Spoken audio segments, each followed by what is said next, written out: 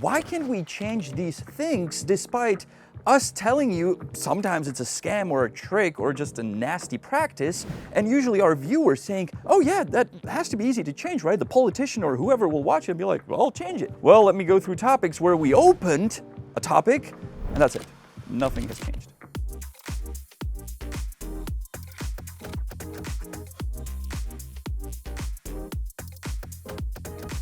Parking cards, a huge topic that we covered that received actually more viewers from our country because they saw what kind of a mess it is. Let me explain. You as a tourist come to our city, you look for parking, you search online, and you land on this beautiful website that sells parking cards, right? You buy the parking card, therefore you're safe to park in the city of Prague. Well, we uncovered that it is not true, and partially this website is a scam running site. I mean, they sell parking cards for parts of the city where parking is free.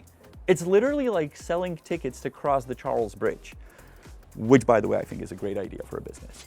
More than 1 million people saw that video, and I'm pretty sure that we all agreed, oh, so it's a website that is clearly scamming people, that is selling a service that they do not provide. Maybe they should be taken down. I mean, with the topic, we even reached out to city officials. I forced Honza to go to the city hall to talk to the spokesperson. V současné době prověřujeme i různé další právní kroky. A year later, the website is still up and running, and nobody gives a flying Ferraris.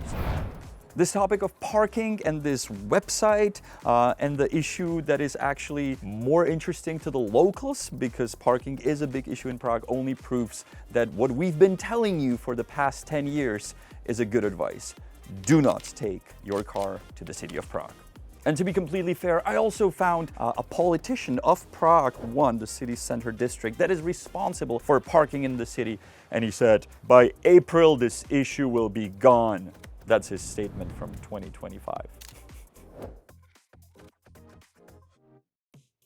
Fake international driver's license scam. We covered that, remember? The website where I spent like $80 and all I received was a piece of paper that was absolutely useless.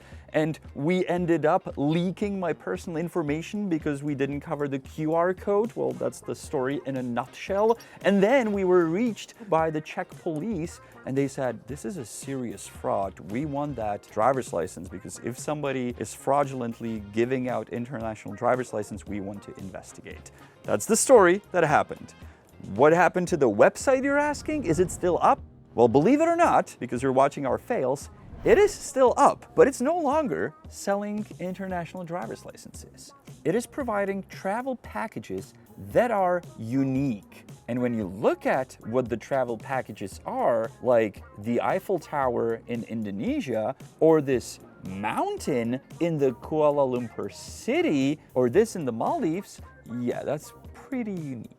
I do believe this was in reaction to our video because a couple weeks ago we were chatting with them, telling them to delete my personal information. They were very slowly replying. The video was seen by a lot of people, so they simply decided to pull that down and replace it with whatever this is. I mean, none of the links are really active.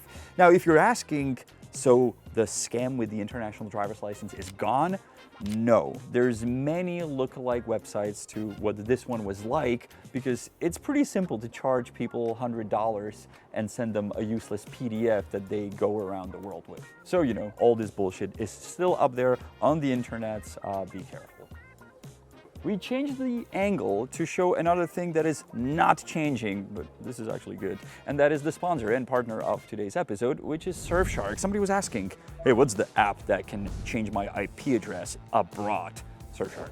It's a plugin, it's an app for your phone where you can easily change your location of your device. And not only one, it works for 10, 100,000 unlimited devices, doesn't matter. And you can then access a website, a link, a streaming service that may be otherwise blocked in your country. Useful when you travel. You receive a link and you can't open it, or you want to watch a film and it's going to tell you not available in your country. Well, those are obstacles that can easily be solved with Surfshark. You click the flag, and voila. They have fast servers all over the world. Me and Honza use it, and if you want to, you can. 7-day free trial, and then 4 months extra with the code HONESTGUIDE at checkout, or simply go below the video where there is a link, surfshark.com/honestguide. So a change that we're happy for, and that is our longtime partner, Surfshark. Thank you very much. And I'm going to the things that I wish would change. Traffic sign clutter. Yes, our city, and I'm talking about historical city that's like 1,000 years old, is cluttered with traffic signs. I mean, Scorsese's daughter just visited Prague. This is the picture she took. I was like, oh my God, did she do that on purpose? Like, is she like a big traffic sign fan? And she's like, oh, this looks good.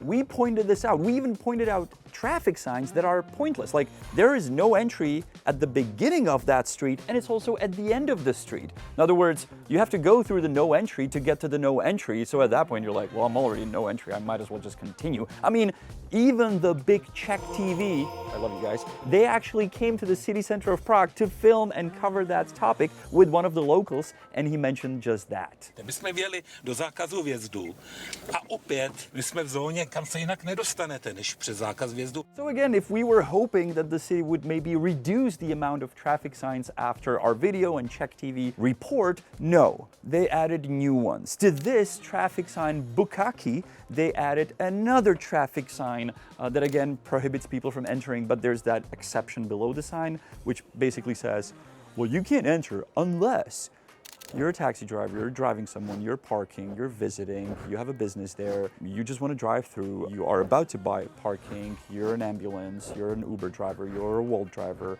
you're a whatever driver, you're a driver, then you can enter. Pretty much literally what it says. And I think the signs are important because when drivers ignore them, situations like these happen when cars are blocking trams because they are too wide. When I pointed to this driver that he's in a no entry because his car is too wide, he looked at me like, what the are you talking about? And that only proves what I said in many of the videos. Drivers ignore the signs, nobody pays attention to them, you lost, I mean you as a city, so please at least remove the signs so we don't have to look at pictures like these from Scorsese's daughter. Election is going to happen in the city of Prague this fall, so I'm curious if we're gonna get more Mamelukes that will put up more signs around the city, or someone who'll say like, oh, so we got like a serious problem, which is graffiti, but we got even bigger problem, which is pointless traffic signs. Let's remove them. Let's call Janek. I'd love to cut off traffic signs. And just to be clear, when I say that traffic signs are useless, you may say, well, that's your opinion. Well, okay, let me tell you this. Do you know where these parking garages are? They're over there. You know how long it's been like this? 10 years. Road tax and highway stickers. That's a huge topic for us, covered many, many times. First, we talked about those booths on the border where when you pulled over to buy a sticker to ride on the highway, which sometimes you have to have in certain European countries, it was a scam. Then we uncovered that there's many websites that if you click on the wrong website, they can charge you double. And you know that you're already watching our fails. Nothing has changed. Every season is the same. When tourists come to our country, they all write to me, hey, I overpaid the ticket like double. Like, what should I do? And I'm like, well, next time watch the Honest Guy video before you buy a highway sticker. Doesn't matter if you call it a tax, vignette, road tags, highway sticker. When you travel to many European countries, you have to go to the country's, specific country, official website. And it's not like it makes sense in the names, like our is called e-dálnice.cz, like you know what that means. And that's the only official website where you pay for the sticker. It's different for Slovakia, for Hungary, for Austria. Cool, huh? And if you think like, oh, so I'm a tourist, I'll be confused. No, I have no idea. I have an app that I usually have my wife open when we drive so she can look and be like, oh, yeah, like, so that's the right country, because even I don't know. And relying on Google? No, Google will send you straight to the trap. Ironically, if you Google search, it will be a trap, but if you go Gemini, AI, they will give you the official website. I didn't test all the countries, though. I only test Czech Republic. And again, I'm happy to say that it's not only a problem of foreigners, but even us locals, Czechs, when we go out to different countries and we go to a Czech search engine, a big one here in the country, and we type in, we want to buy a highway sticker for Slovakia, our neighbors, the website will tell you, well, here's a site where you can buy it, here's another one, and here's another one. They're all 200% more than the official one that I managed to hide under. You have to scroll to see it. What you said? Nothing.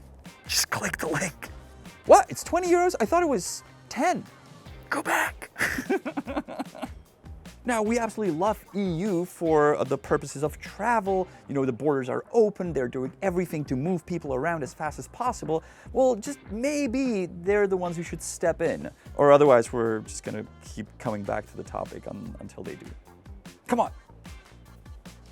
I know there's Euro Parliament members watching these videos. The next one is the most important topic to us. And did we fail? We actually don't know. We're going to find out, and we have to go down to the streets.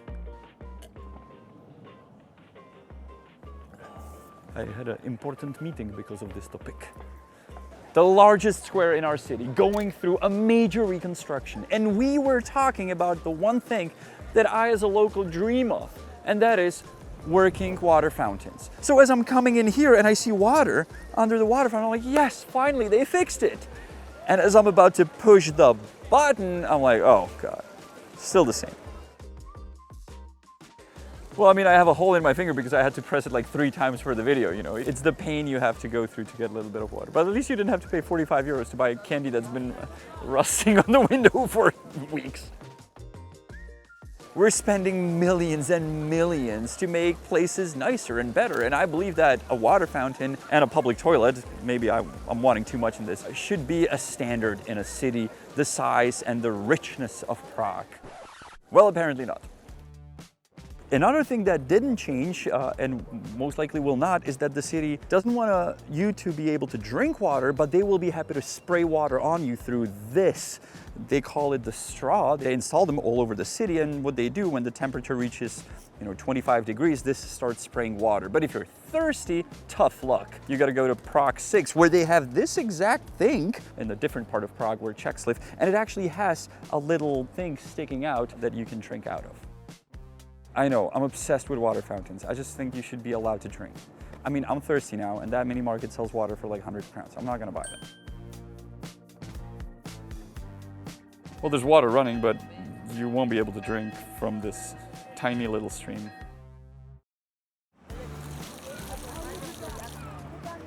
Happy, krása, nádhera, miluju, děkuju.